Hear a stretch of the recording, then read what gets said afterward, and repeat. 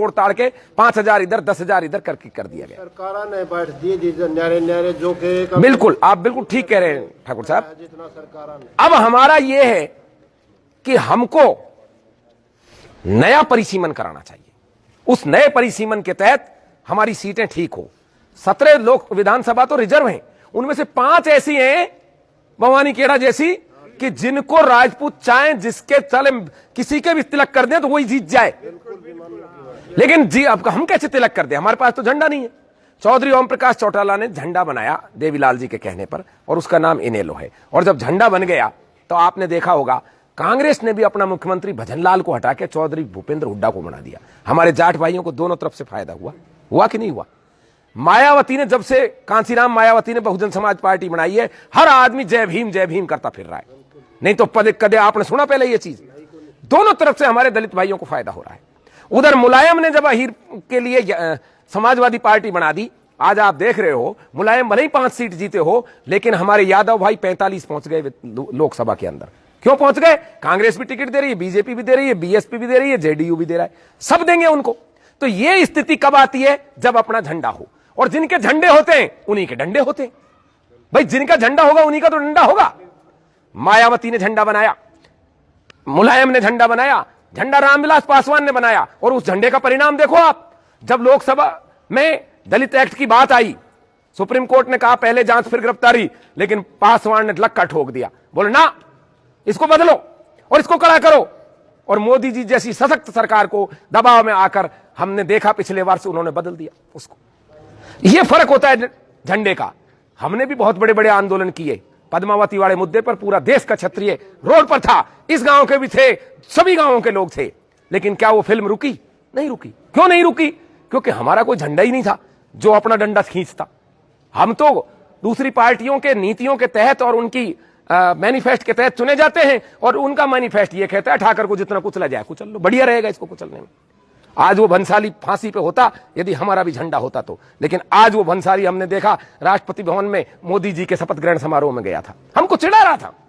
क्योंकि हमारे पास ऐसा कोई इलाज नहीं है कि हम सरकार से समर्थन खींच सकें या सरकार को विवश कर सकें।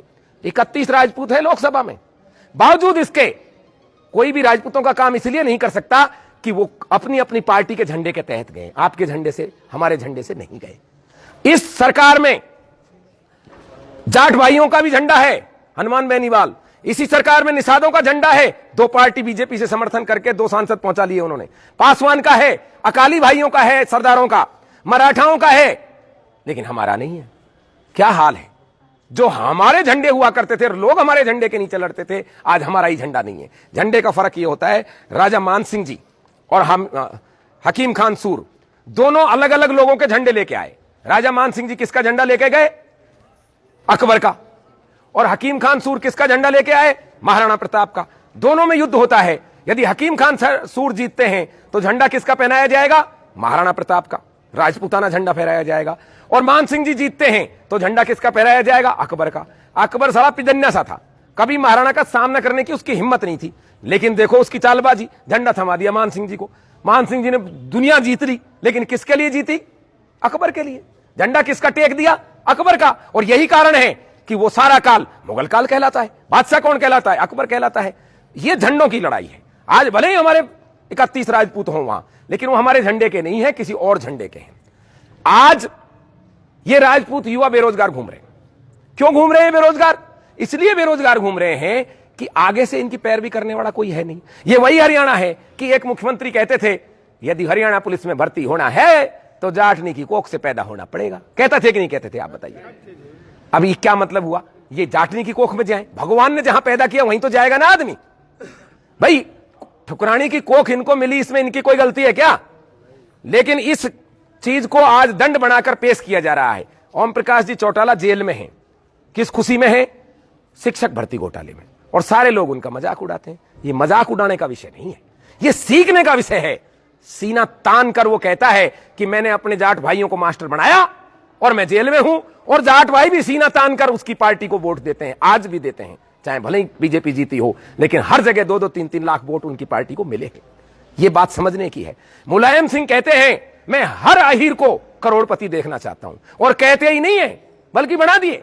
उत्तर प्रदेश में 50% एसडीएम आपको यादव जाति से मिलेंगे। और यह कहा जाता है जब किसी यादव के घर कोई बच्चा पैदा होता है, बधाई आज ही दे दो, 20 साल बाद ये एसडीएम बनने वाला है, ऐसा कहा जाता है उत्तर प्रदेश में।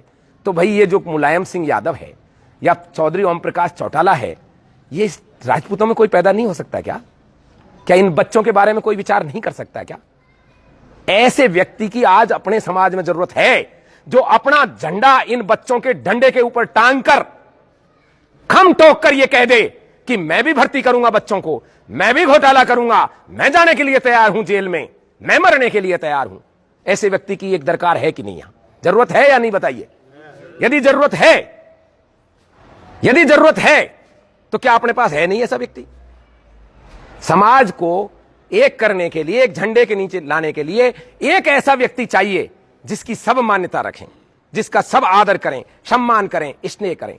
हमारे अनेक सामाजिक संगठन हैं और पूरे शक्तिवान हैं।